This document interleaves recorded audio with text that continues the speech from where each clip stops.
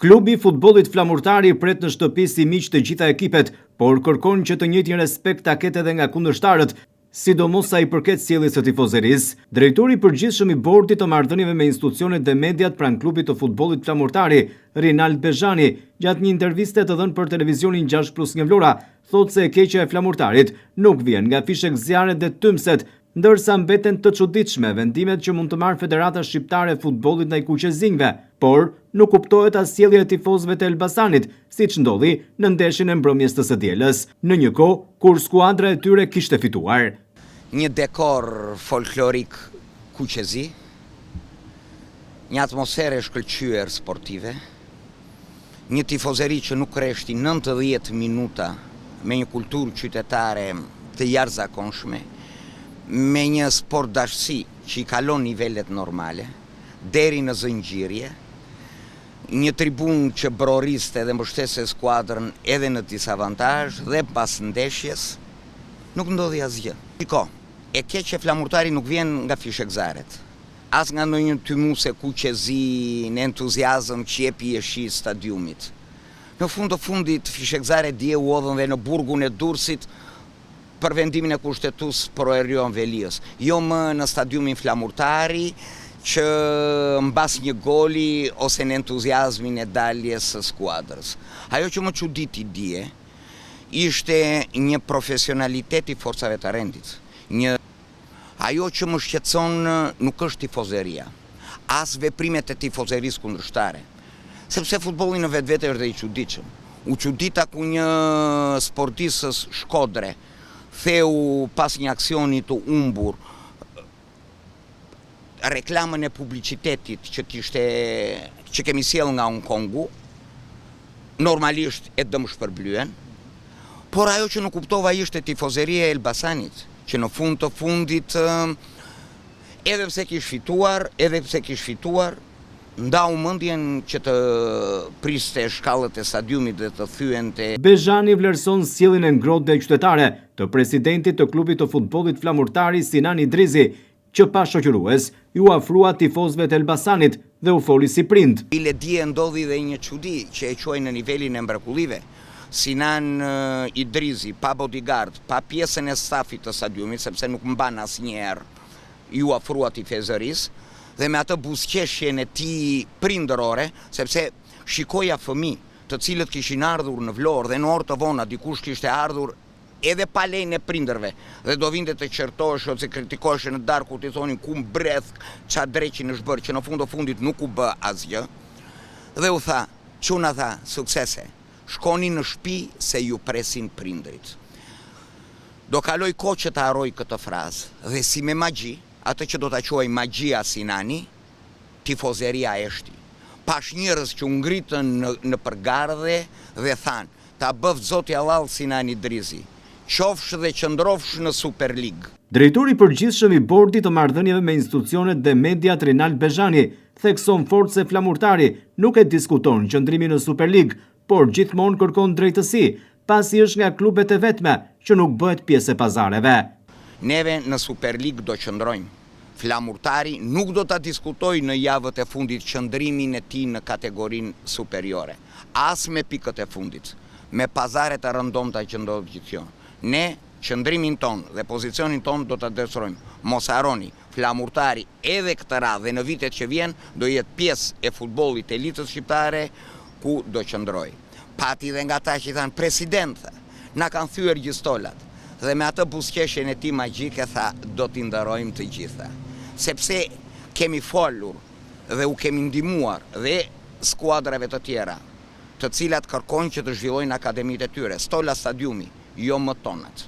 Bezhani ka edhe një mesazh kur flet për Vlorën si qytetin e paqët dhe mikpritës dhe jo si një qytet vandalësh.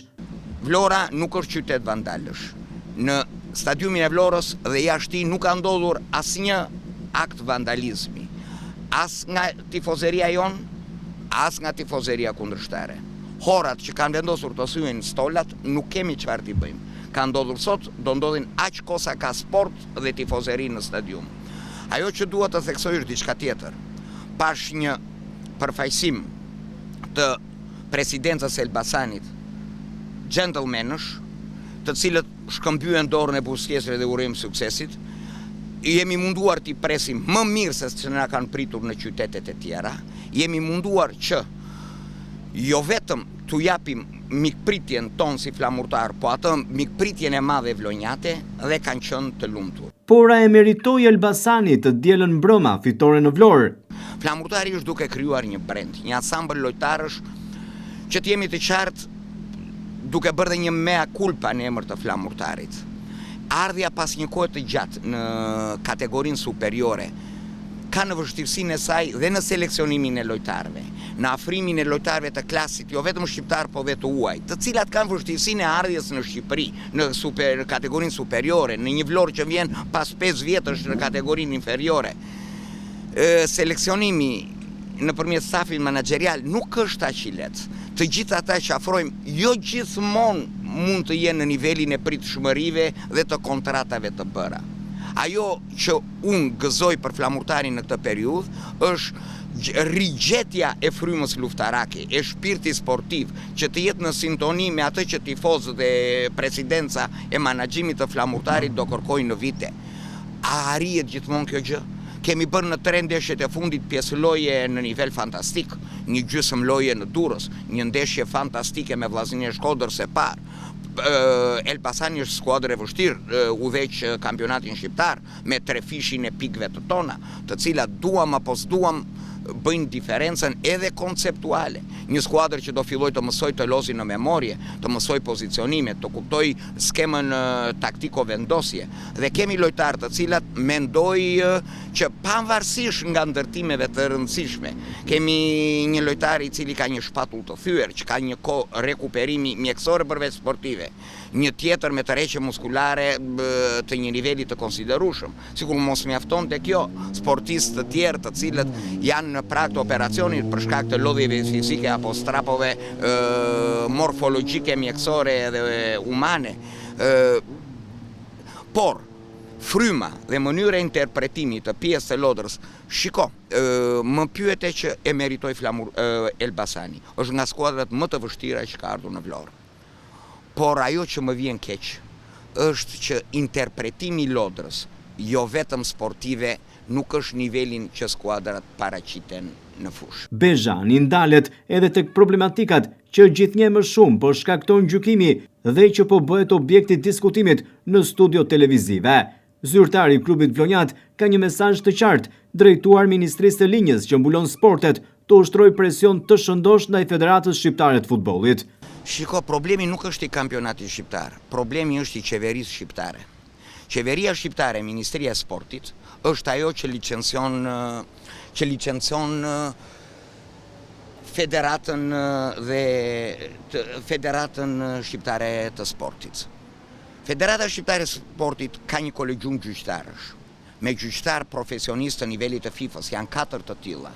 Është një grup gjyqtarësh në dispozicion të Superligës Shqiptare mbi 30 veta. Unë nuk mund të mendoj që pa përgjegjshmërinë totale të përcaktimit të kolegjumit të gjyqtarëve të Vlorës, të paaft për të vendosur edhe kur i thërret vari për të vendosur kundër apo pro. Unë nuk merrem me detaje teknike, ishte dora në pozicion natyral penaltit, sepse kryefjala e djeshme ishin 3 penaltit e mohuara të flamurtarit dhe një penalti e rikthyer.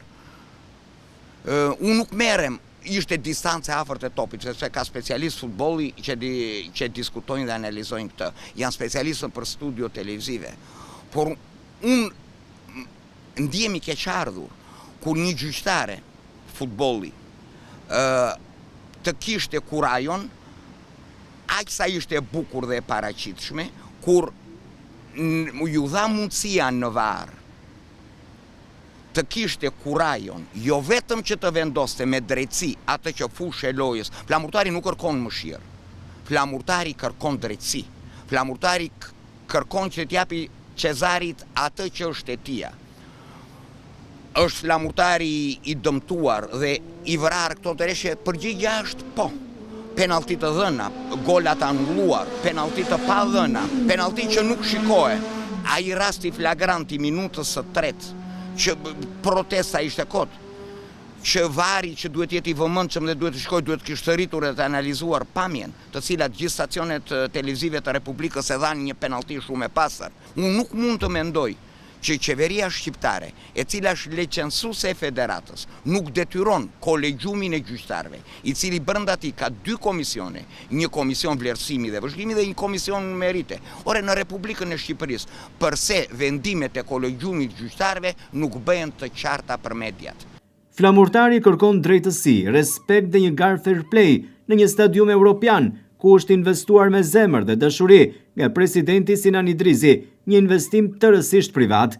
Pavarësisht të tjerave, mbetet që drejtori i përgjithshëm për marrëdhëniet me median dhe institucionet, Rinald Bezhani, të organizojë më mirë çështjen e komunikimeve dhe marrëdhënieve me publikun.